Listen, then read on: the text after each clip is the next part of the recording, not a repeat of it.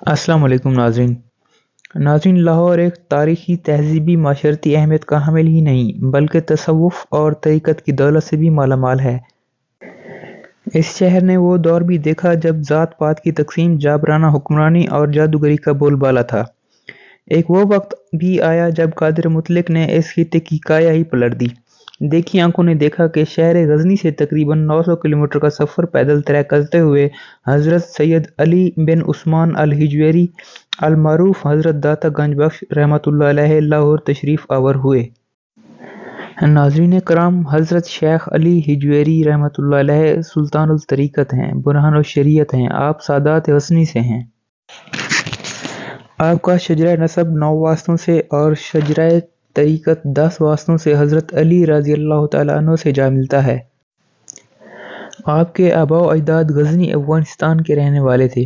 आपके दादा का नाम हज़रत अली और आपके वालिद माजिद का नाम हज़रत उस्मान है। आप गज़नी में कमोबेश 399 हिजरी बमुताबिक 1009 ईस्वी को पैदा हुए। आपका नाम अली है। आप गज़नी के जिस महल्ले में पैदा हुए इसका नाम हिजवेर था, इसलिए आपको अली हिजवेरी कहते हैं। आप अलूम ज़ाहिरी के बाद अलूम बातिनी की तरफ मुतवज्जे हुए। आप शेख अबुल फ़ज़ल बिन हसन खुतली के मुरीद हैं। वो मुरीद हज़रत खिज़री के और वो मुरीद हज़रत शेख शिबली रहमतुल्लाह अलैह के हैं। आपने खुरासान, अज़रबैजान वगैरह की सैर व सियाहत फरमाई, बहुत से दरवेशों से मिले और बहुत सी बरगज़ीदा हस्तियों से इस्तिफ़ादा हासिल किया। हज़रत शेख अबुल कासिम, हज़रत शेख अबू सईद, अबू अल खैर और हज़रत अबू अल कासिम कुशैरी के रूहानी फ़यूज़ से आप बहरामंद हुए। आप अपने शेख हज़रत अबुल फ़ज़ल मोहम्मद बिन अल हसन अल खुतली रहमतुल्लाह अलैह के हुक्म पर इस्लाम की तरोीज और तबलीग के सिलसिले में लाहौर तशरीफ़ लाए। वाक़या कुछ इस तरह है कि आपने एक रात अपने पीर मुर्शिद को ख्वाब में देखा। आप फरमाते हैं कि तुम्हें लाहौर का कुतुब बना दिया गया है, लाहौर को तुम्हारे सुपुर्द किया गया है, तुम लाहौर जाओ। आपने ख्वाब ही में अपने मुर्शिद से अर्ज़ किया कि लाहौर में पहले से ही हज़रत ख्वाजा हसन ज़ंजानी रहमतुल्लाह अलैह मौजूद हैं, इनकी मौजूदगी में मेरा लाहौर जाना बेकार है।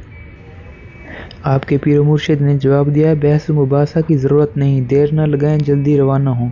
आपका हुक्म पाते ही लाहौर रवाना हुए। बाज़ लोग कहते हैं कि आप सुल्तान मसूद बिन सुल्तान महमूद गज़नवी के लश्कर के साथ हिंदुस्तान तशरीफ़ लाए।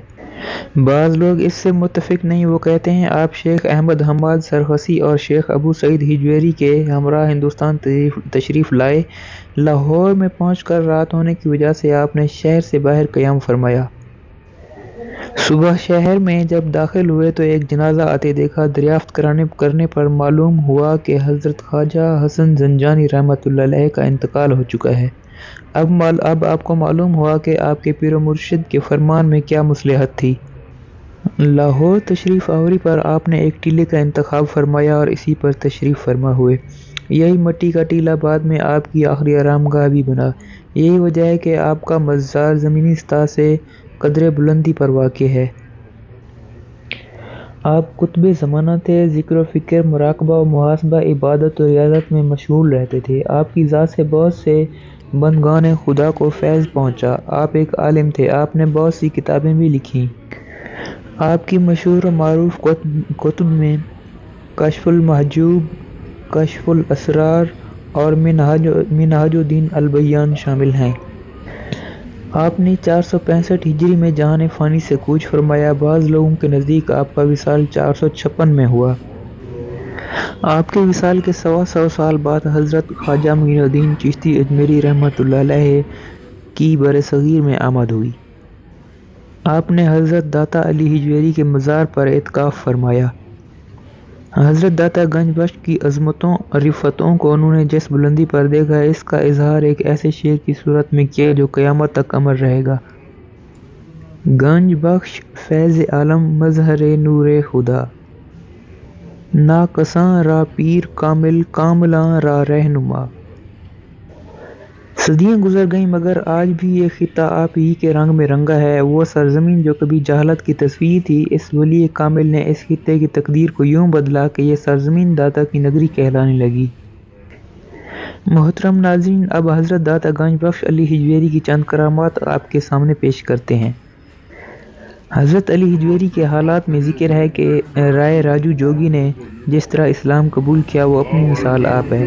واقعہ کچھ اس طرح سے ہے کہ روز ایک بوڑھی عورت اس طرف سے گزرتی جہاں حضرت علی ہجویری کا قیام تھا، جس کے سر پر دودھ کا مٹکا ہوتا تھا۔ آپ نے اس عورت کو بلا کر کہا، تم اس دودھ کی قیمت لے لو اور دودھ ہمیں دے دو۔ اس عورت نے جواب دیا کہ یہ دودھ میں نہیں دے سکتی کیونکہ یہ دودھ ہمیں مجبوراً رائے راجو جوگی کو دینا پڑتا ہے۔ اگر نہ دیں تو اس کا یہ اثر ہوتا ہے کہ جانوروں کے تھنوں سے دودھ کی بجائے خون نکلنے لگتا ہے۔ اس عورت کی بات سن کر آپ مسکرائے اور فرمایا، اگر تم یہ دودھ ہمیں دے دو گی تو اللہ تعالیٰ کے فضل سے تمہاری گائیں بہت زیادہ دودھ دیں گی اور جانوروں پر بھی کوئی اثر نہیں ہوگا۔ چنانچہ اس عورت نے آپ کو دودھ دے دیا۔ آپ نے اس دودھ میں سے تھوڑا سا پیا اور باقی دریا میں بہا دیا، اور جب بوڑھی عورت گھر واپس پہنچی اور شام کو جانوروں کا دودھ نکالا تو جانوروں نے اس قدر زیادہ دودھ دیا کہ سارے برتن بھر گئے اور دودھ ختم ہی نہیں ہوا۔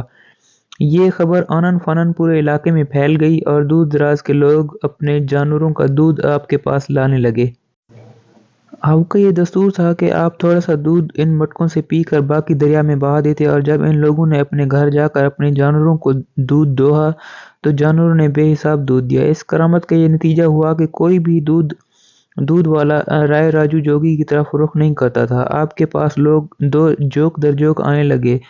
رائے جوگی کو جب اس بات کا علم ہوا تو وہ بہت پریشان ہوا اور آپ کی خدمت میں آ کر کہنے لگا، دودھ تو آپ نے ہمارا بند کرا دیا ہے، اب میں آپ کا کوئی اور کمال دیکھنے آیا ہوں۔ آپ نے فرمایا، میں کوئی جادوگر نہیں کہ تمہیں کمال دکھاؤں، میں ایک عاجز اور مجبور انسان ہوں، باقی اگر تم میں کمال ہے تو دکھاؤ۔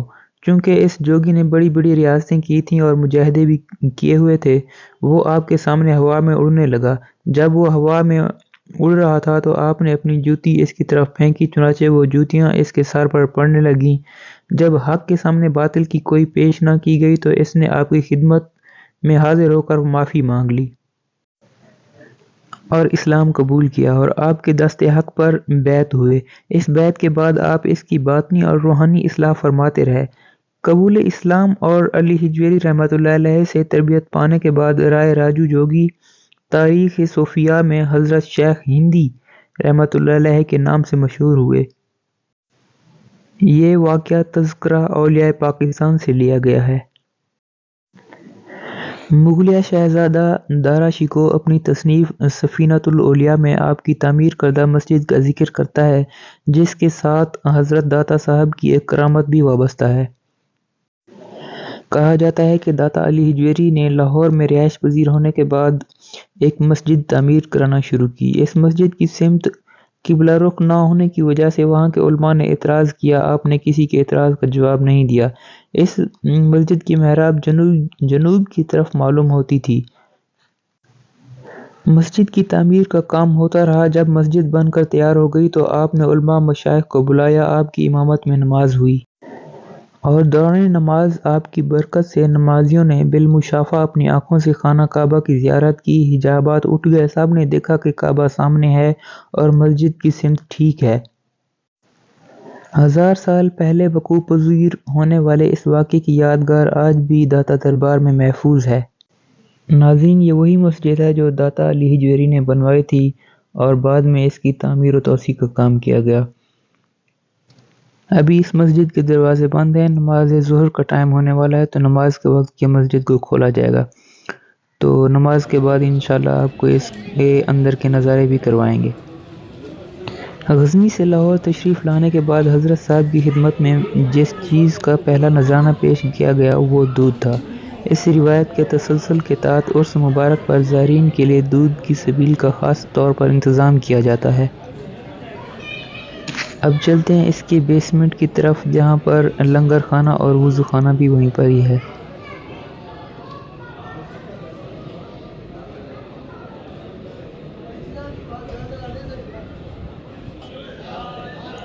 داتا دربار میں لنگر کا وسیع و عریض انتظام بھی موجود ہے۔ یہاں آنے والوں کو روزانہ 3 وقت لنگر میسر ہے۔ روزانہ تقریباً 7500 زائرین لنگر سے مستفید ہوتے ہیں۔ حضرت داتا علی ہجویری کی ایک مشہور کرامت اور بھی ہے۔ حضرت داتا گنج بخش کے پہلو میں ایک انگریز کی قبر ہے جو مسلمان ہو گیا تھا۔ اس کا واقعہ سیرت داتا علی حجویری میں موجود ہے۔ وہ انگریز تاریخ اسلام اور قرآن و حدیث کا مطالعہ کرتے کرتے اسلام کی طرف ایسے مائل ہو گیا کہ اس نے اسلام قبول کر لیا۔ قبول اسلام کے بعد تاریخ اسلام اور اسلامی واقعات کا مطالعہ کیا تو اس کے ذہن میں ایک سوال نے جنم لیا۔ وہ لوگوں سے پوچھتا رہتا تھا کہ جب حضرت سلیمان علیہ السلام نے اپنے دور میں اپنے امیتوں سے فرمایا تھا کہ تخت بلقیس کو میرے پاس لایا جائے، تو حضرت آصف بن برقیہ نے اتنا بڑا تخت جس کا تفاسیر میں ذکر آتا ہے 80 گز چوڑا اور 80 گز لمبا، ہزاروں میل کی دوری سے کیسے ایک لمحے میں آپ کی بارگاہ میں پیش کر دیا۔ لوگوں کے پاس اس کا جواب نہیں تھا۔ اس جواب کی تلاش میں وہ انگریز اپنے دوستوں کے ساتھ لاہور کی سیر کو آیا۔ وہ سیر کرتے کرتے داتا صاحب کے مزار سے گزرا۔ مزار سے گزرتے ہوئے اسے پیاری خوشبو محسوس ہوئی تو اس نے دوستوں سے پوچھا یہ کس کا مزار ہے؟ تو دوستوں نے بتایا کہ داتا علی حجویری کا مزار ہے۔ اس نے کہا رکو، مجھے یہاں بہت اچھی خوشبو آ رہی ہے۔ سیڑھیاں چڑھتے ہوئے دربار اقدس کے قریب آئے تو سامنے ایک حسین و جمیل نورانی چہرے والا بزرگ سفید لباس پہنے ہوئے موجود ہیں۔ جب وہ ان کے قریب گیا تو بزرگ نے اسے اپنے سینے سے لگایا اور اپنے پاس بٹھا لیا اور فرمایا کہ کیا پیو گے؟ کیا خدمت کروں تمہاری، ٹھنڈا پیو گے یا گرم؟ انگریز چونکہ ٹھنڈے علاقے کا رہنے والا تھا، اس نے کہا گرم پیوں گا۔ جیسے ہی اس نے کہا تو بزرگ نے اپنا ہاتھ ہوا میں بلند کیا اور ایک تازہ چائے کا کپ انگریز کے سامنے رکھ دیا اور فرمایا ایسے آتا ہے تخت بلقیس جیسے یہ کپ یہاں آ گیا۔ اس انگریز نے جب کپ کو دیکھا تو بے ہوش ہو کر گر پڑا۔ اس کے دوست اسے دور سے دیکھ رہے تھے۔ جب انہوں نے اسے گرتے ہوئے دیکھا تو بھاگتے ہوئے اس کے پاس آئے اور اسے ہوش دلایا۔ جب انگریز کو ہوش آیا تو اس نے یہ سوال کیا کہ وہ بابا جی کہاں ہیں جو یہاں موجود تھے؟ دوستوں نے کہا کون بابا جی؟ یہاں تو کوئی بابا جی نہیں تھے۔ اس انگریز نے کہا یہ کپ دیکھ رہے ہو، یہ کپ میرے لندن کے گھر کا کپ ہے، یہ میرے کچن میں پڑا ہوتا ہے۔ اس بابا جی نے میرے لندن کے گھر سے چائے کا کپ لا کر میرے سامنے رکھ دیا اور فرمایا اسے ایسے آتا ہے تخت بلقیس جیسے یہ کپ تمہارے گھر سے آیا ہے۔